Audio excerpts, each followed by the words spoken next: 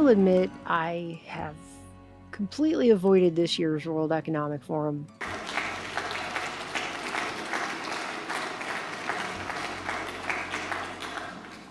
Let's also be clear.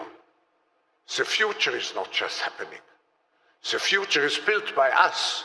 I think their capacity to sit around on stages in blue rooms together and pretend that they have the self-awareness of a wet cardboard box that the growing masses distrust in them and any agenda that might be coming out of their mouths. I know, I got the thumbs up. Is just reaching cartoonish levels of too many clowns coming out of the clown car silly.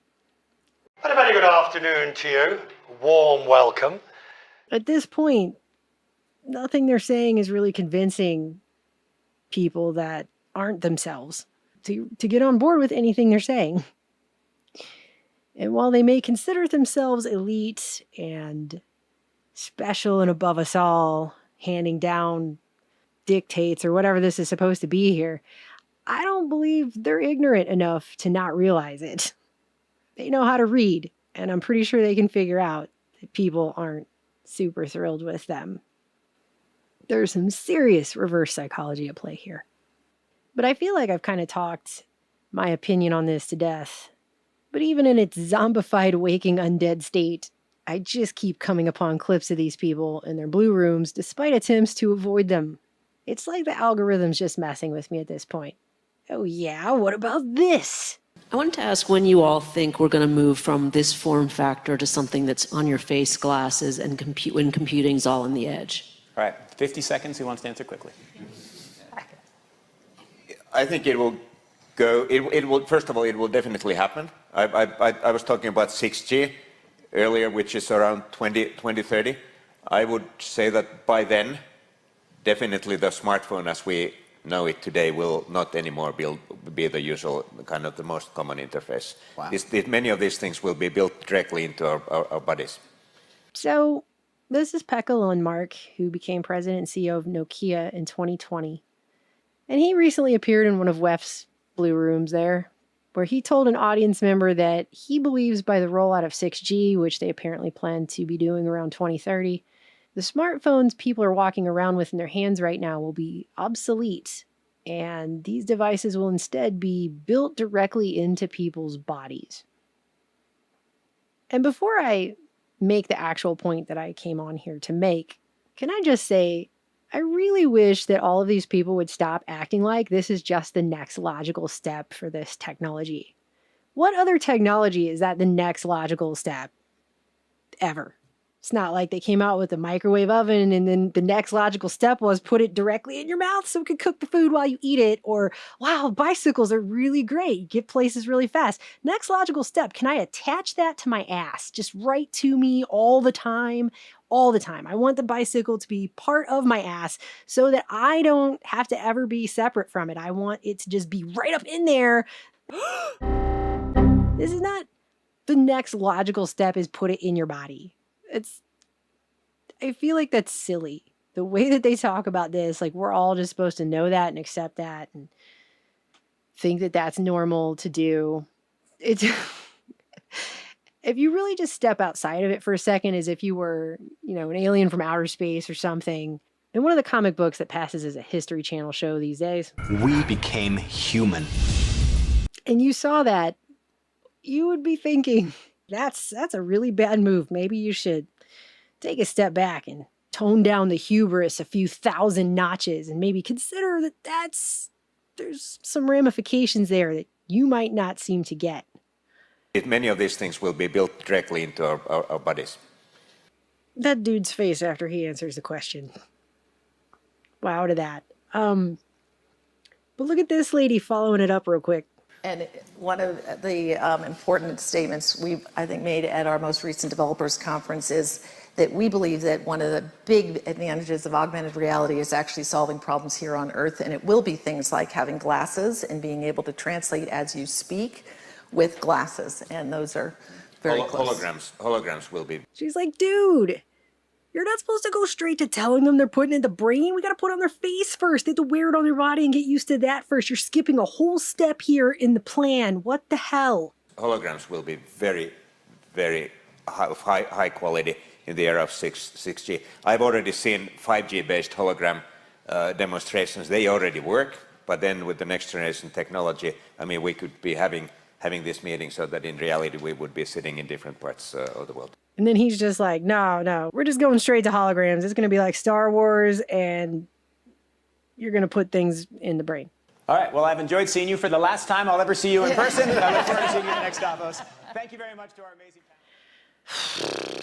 panel. And I know everybody knows my opinion on this. I've made it pretty clear. And hey, if other people think this is super cool and they just cannot wait to do this, that's really everyone else's body, their choice. I am your body, your choice. I actually do believe in that. If those people want to make that decision for themselves, I am not in any position to tell them not to. But I feel like I at least have to bring up a point about this, because I don't think these transhumanists have really thought through, okay, what happens when they become obsolete. Because they're sitting around talking about how we're all going to become obsolete, the people like me who don't want to put a smartphone into my brain. But the reason I don't want to put a smartphone into my body is the same reason I don't want to do a lot of things giant corporations tell me to do. I don't trust them. And to trust them with something that's to that level, I mean, we've already been told over and over about these phones, how they're tracking us, how they're tracing on us, how they're spying on us, how we're being manipulated by the algorithms and technology that these phones employ with increasing efficiency. But somehow, at some level, we're supposed to just put all that to the side, just sweep that on over to the side there, step over that giant mountain of bullshit, essentially, and then give up all autonomy altogether and say, no, I think this will go well. You sit down at your computer, if you have Windows on your PC, and it doesn't go well. You know that you can't keep your old version of Windows. You have to just keep upgrading. And then there's all the glitches and the blue screens of death. Hey, let's put that whole mess inside the body, right? Why would anybody... I have a pretty strange imagination, I think probably most people would say. And I can go many, many places within the realms of my mind. One place I have a very hard time getting to is, how are people actually going to put a 6G emitting smartphone in their brain? And society is going to just continue to function with that.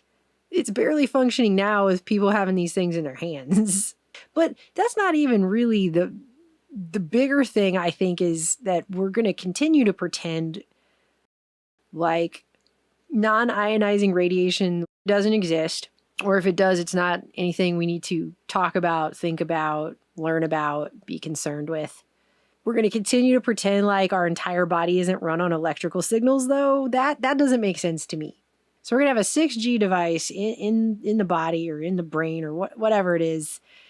And that's just going to be fine, because our entire body is not made up of atoms that have electrical fields, and every single process in our bodies is not run on electrical signals. We're going to continue to pretend like that's not the case, even though it's basic knowledge that we have known for many, many, many, many decades.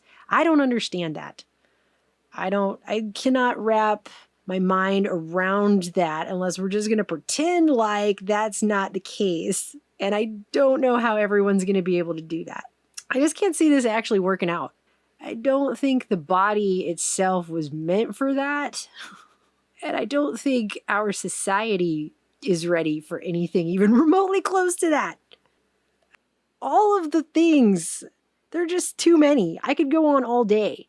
But they just keep prodding us with this. And it's been going on for years now, that they just keep talking about how they're going to implant mobile phones in our heads, when the phone meets the body, and how your phone's going to read your mind, and when communications technology is going to be implanted in everybody. Many people now have smartphones and watches for things like communications, daily planning, or even monitoring their health. This quickly growing technology has also brought up the question of how long before we have smart devices implanted within our bodies.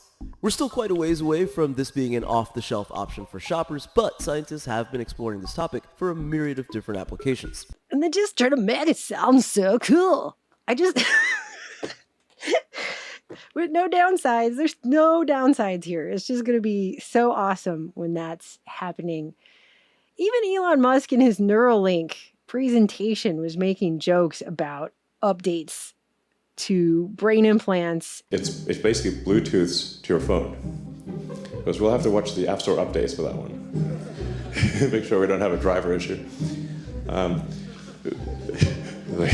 Updating. And openly admitting to the people who came to watch the presentation that it would be very unethical to put ads in your brain. There's no advertising. I mean, Jesus. I mean, you'd have really no escape. We cannot do that. That would be an ethical barrier. Well, at least he thinks that, or claims to, but I don't. Do you really think all these other corporations think that? I mean, these are corporations who have fought for things like putting electric billboards in the sky. Okay? These are the same corporations that have plundered the earth of resources, desecrated it, turned many of our rivers into toxic wastelands. I mean, but it'll be fine when it's inside you. Don't worry, you're going to be covered, right? Well, this is an article that came out earlier this year. And this is what I mean by, I don't even have to list all the reasons because they come out on their own. What happens to these transhumanists when they become obsolete? Because that'll be a pay-for-play system if one has ever been designed, ever. That one will be it. And it'll be a pretty serious one, too, since it's in your body. If you don't like it, what are you going to do? You would have to pay to get it removed if you haven't already damaged something that's not fixable once it's removed. Things like brain tissue, once you put something in the brain, you have altered that tissue. It is not, you can't change it back. It's not Play-Doh. The brain is not Play-Doh. I feel like I shouldn't have to say that to people, but it's not Play-Doh. It doesn't magically change back. It's not a transformer. I just want to read this article to you. And I don't want to read the whole thing because it's actually extremely long. But I think everyone should consider this because this is the future that they're selling us. This is the other side of it that they don't like to talk about when they're too busy talking about, ooh, the mobile phone in the future is going to be so cool when it's jammed in your brain and you can't take it out. Super. And talk about how extreme and awesome it's going to be and try to act like you're going to be Neo in the Matrix. When in reality, what's going to happen is probably going to be more close to something like these people here. So this came out of the Institute of Electrical and Electronics Engineers. And it's an investigative journalist piece they did after users of a bionic retinal implant. Their implant became obsolete after the company that made it went bankrupt. Barbara Campbell was walking through New York City subway station during rush hour when her world abruptly went dark. For 4 years, Campbell had been using a high-tech implant in her left eye that gave her a crude kind of bionic vision, partially compensating for a genetic disease that had rendered her completely blind in her 30s. I remember exactly where I was. I was switching from the 6 train to the F train. I was about to go down the stairs, and all of a sudden I heard a little beep, beep, beep sound. It wasn't her phone battery running out. It was her Argus 2 retinal implant system powering down, and the patches of light and dark that she'd been able to see with the implant's help vanished. And this is something that she had to have surgically implanted into her retina. She's probably thanking God it wasn't her brain, but it's still a defunct system that's now in her retina and doesn't work. And she's in a place like a subway station where I think sight is probably pretty important or you could die. This bionic eye needs a retinal implant that requires a 4-hour-long surgical procedure under general anesthesia where they implant the device, which contains an antenna that picks up signals from a video camera that's placed on the glasses that the patient wears. And it looks like this. It says it's like watching TV on a screen with 60 pixels, but it's enough information to allow people to move around without aid. Unless, like this woman, you're walking down into a subway station and all of a sudden you hear a beep, beep, beep noise and you can't see anymore because your implant just broke inside your body. And it's not just her. This is happening with other people that are having issues with these implants. This guy, Bylan, became kind of a spokesman. It says because he ended up getting this implant in both of his eyes. So he had an Argus 1 in one eye and an Argus 2, which is the second version of the implant, 11 years later, and he kind of became a spokesman for this company. Says yet in 2020, he had to find out secondhand that the company abandoned the technology and was on the verge of going bankrupt. So they didn't even tell the guy who had it in both of his eyes, who was basically like their default spokesperson. He didn't even get to know, right? And he says, as long as nothing goes wrong, I'm fine. But if something goes wrong with it, I'm screwed because there's no way of getting it fixed now. And this is another guy, Russ Doer, Second Sight patient. It's a fantastic technology and a lousy company. And he just got it in his eye in 2019. So he got one put in there right before everything hit the fan. And it says he was thrilled to learn in 2020 that he was going to be able to get upgrades that might improve his vision further. He heard troubling rumors about the company, so he called his vision rehab therapist. She said, well, funny you should call. We all just got laid off. And by the way, you're not getting your upgrades. So that's a really nice way to find that out, isn't it? And so there are over 350 people now who have this implanted into their eyeball in this world. And this company doesn't exist anymore. It went out of business. And they discontinued this implant and nearly went out of business in 2020. And it says a public offering in June 2021 raised $57.5 million. They were able to raise $57.5 million. But guess what? In today's day and age, that's like they could barely afford office furniture or whatever with the way people run some of these businesses. So that $57.5 million was just not enough. And that's the thing. You could get one of these things put into your body by $1 billion company or a multi-billion dollar company. But does that mean you can rely on that company and they're just always going to be there and they're not going to have some corrupt person running it who screws everything up, or some accounting person who doesn't know how to account for the finances in the proper way, or what, for whatever reason, right? And the thing they talk about later in this whole long article about the history of this company, everything, these implants, the Argus 2 was a $150,000 implant. In fact, getting the whole thing where you get it put in, you got the surgery, the device, and the rehabilitation needed to use it properly is $500,000 is how much this costs. And it says 80% of it is covered by insurance, but still, that person basically spent $100,000 for something now that if it doesn't break, they're lucky. If it does break, they're completely screwed. And that's being in a horrible position where you're blind and you are being promised something approximating sight, which I can only imagine would be really tempting and very hard to turn down. It's not really the same as people just really like to talk on their phone a lot and they really like to check Facebook a lot. So let's just put that in the brain. That's a little different.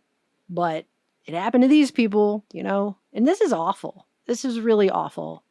I cannot imagine what it would be like to be blind and being aided by something I had to go through a painful surgery to have put into my head and spend all this money on, and be walking into a subway trusting that company and trusting that technology is going to work. And then if it doesn't, I might accidentally walk off the subway platform and get hit by a freaking train. That's crazy. And it even goes on to say that this guy, a senior fellow in vision science named Aries Arditi, was a principal investigator for the Argus 2 clinical trials. And he said he did a research study that included all the U.S. participants and showed, quote, weakness with the device's vision quality. And he says Second Sight wouldn't let him publish or present the results because that's a lot of how science works on a corporate level these days. And the company says it disagreed with his analysis and so discouraged him from publishing it. Which, by the way, is not science, just for the record. Two statements concerning this chair. First, I know it will hold me up. Second, well, I believe it will hold me up. Which statement is correct? The first. I know that chair will hold me up because it's a good, strong chair. We wouldn't have it here in the laboratory if it weren't, but I don't believe it. Because as God uses the word believe, you can't believe in a chair standing up. Now I'm believing in the chair. I'm trusting myself to it. And it also goes on to say simply not working isn't even the worst thing that could happen. There have been adverse events with these things and stuff like that. And this Russ Doer guy even talked about how he needed to get an MRI done because he was starting to have severe vertigo, and his doctor wanted to do an MRI on that to see if he had a brainstem tumor. And they couldn't do it because due to the intense magnetic fields of the MRI, they didn't know if it was going to interact with his implant.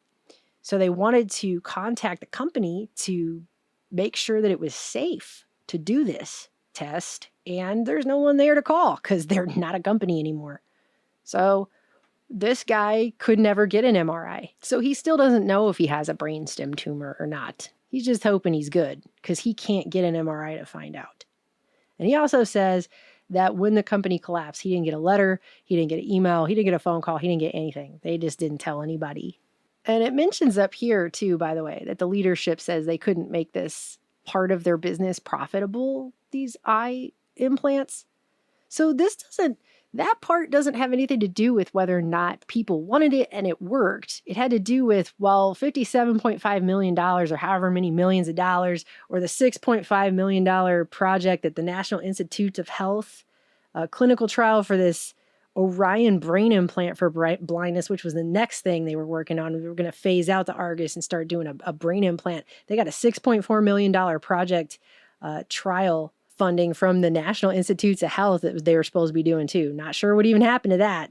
So this is not, millions and millions and millions of dollars is not profitable enough. This other guy talks about how he dropped the video processing unit on his Argus 2 in November 2020 and it hit the ground and shattered. And he had no vision and nothing. He had to get a refurbished spare part from the Argus 2 community in Europe. I guess he got online and found somebody that had a spare part that he could do like a refurbished system. But if it breaks again, if it falls off and breaks again, that guy's probably screwed too. So there's no repairs or replacements possible for these implants. They're just stuck in people's retinas now, and that's it. It says here, it's unclear what Second Sight's proposed merger means for Argus patients. The day after the merger was announced, the new CEO, Adam Mendelsohn of Nano Precision Medical, told Spectrum he doesn't know what his contractual obligations are, because that's in the corporate world, that's what counts. It's the contractual obligations, right? Then he says, but they will try to do what's right from, quote, an ethical perspective. Whatever that means. The past, he added in an email, is simply not relevant to the future. So they couldn't make enough money on these eye implants, so those patients are not relevant to the future because they're the past. That's the way corporations are. And I mean, if corporations are people too, my friend, as Mitt Romney once famously said. Corporations are people, my friend. We can raise taxes on, of course they are. Then they're freaking psychopaths, all right?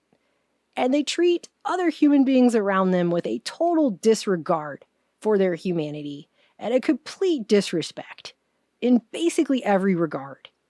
The past is not relevant to the new future. Gross.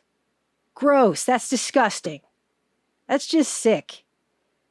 Like, we couldn't make millions enough dollars. It just wasn't profitable enough. And that's the whole thing. And then they go on to say even clinicians were taken by surprise by the collapse. It's not something we talk to any of our patients about because I don't think it crossed any of our minds, said Andre Witkin, Director of Clinical Research at Tufts Medical Center. Yeah, it didn't cross your mind because you didn't have this thing connected into your retina. You didn't have this thing put in your body, so it really didn't cross your mind, did it?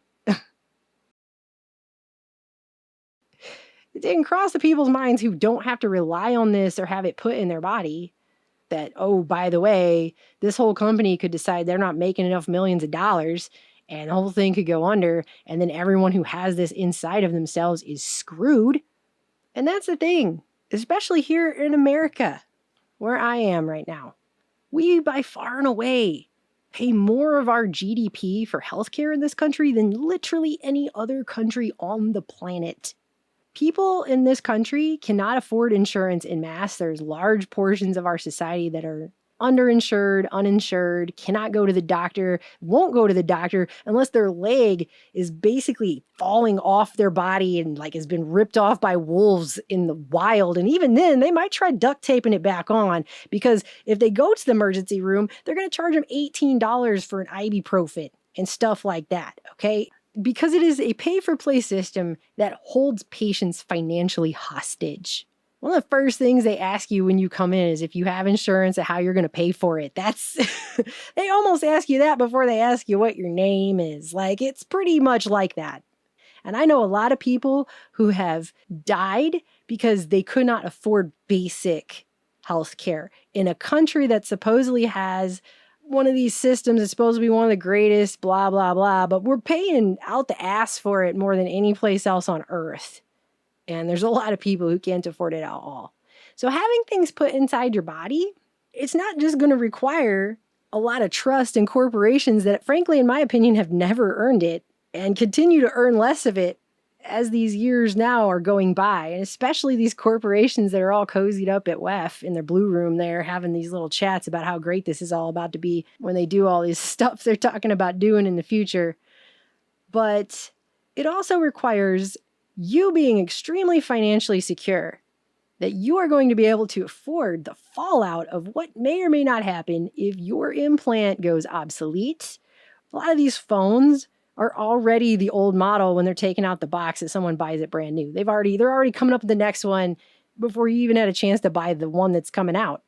And plus, you know how they make those updates to the 40 billion page thing that everyone signs when they agree to the terms of service, and nobody even knows what the hell kind of nightmares are dwelling in the lower depths of the anti-regions of that place. Well, what is it going to be like when that's inside your body and they keep updating that to things that maybe you don't agree with? Well, what are you going to do if you don't agree with it and it's inside your head? Just a thought I had. I mean, I don't know. Can you say, no, I don't think so. I'll stick with the old thing. They make sure you can't stick with the old thing. Ask anybody who tried to keep Windows 7 when Windows 10 basically forced everybody off. You don't get to keep the old thing. I'm sorry, Dave. And they're going to make sure that nobody keeps anything that's not 5G either pretty soon too. And 5G will go obsolete and 6G will be here. It'll be like, you'll have to get a 6G. It'll just keep going. I don't know how many G's I'm going to see in my lifetime, but the fact is, it sounds like a Faustian nightmare. If somebody hasn't made a dystopic future science fiction film about this very concept, I feel like now is the time, because this is insane to me. That they're just going to sit up on that stage and be like, oh yeah, we're just going to put that right in the brains, everyone. Just get that phone put right in your brain. Like, look what they tried to do with the phone, just by the way, over the last 2 years. Look what they tried to get everyone to do with it. But we're going to put that in our heads? I don't think so. There's lines in the sand, okay, that everybody has. Now you're going to come along peacefully, or not. Do not cross this stick. And I do believe at that point, if we haven't started to see it already, and I think we've already started to see it, I think 2020 ushered in the time when we really started to see a split in society between people who will do certain things and people who will not do certain things. I mean, bottom line. And neither the two shall meet, okay? One side of this trying to tell the other side all the reasons why they should, and trying to make them do it and coerce them into doing it and forcing them into doing it and all this other stuff. That's not going to work either. And I think they've already kind of shown that. They always talk about in the future humanity splitting into two different groups of people, I guess. Humanity, the original version, or whatever it is. When they try to do that peer pressure thing, like the table of bitchy teenagers in high school, the way they used to act. You won't be cool if you don't have this in your brand. Oh my God, Sarah. Like that kind of attitude, They always try to make it seem like you're a Luddite if you don't want to do whatever the next crazy, stupid thing is with this. I think they've already seen that there's a whole group of people who don't really cave to peer pressure. So I think that's where humanity starts really splitting. I don't know. I think there are a lot more people now who the reverse psychology of this whole situation is actually helping them to connect more to nature and connect more spiritually than they ever maybe have. If anything saves us all, that's what it's going to be. That's what it's going to be. It's not going to be putting cell phones in people's brains. Because the guy at WEF in the blue room there said that's just going to be the way it is. I don't know who these people think they are. They obviously think they're somebody that everyone else doesn't think they are. Anyway, I guess I just needed a moment there. Because I'm going to go outside and stare at a tree now. I'll talk to you guys later. Do it.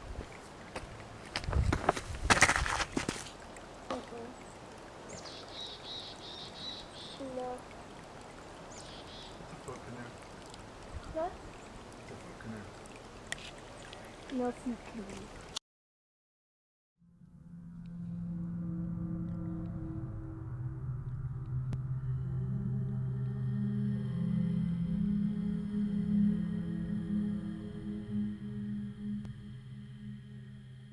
The overarching objective is to make the future better, aspirationally, and to hopefully not pave the road to hell with good intentions.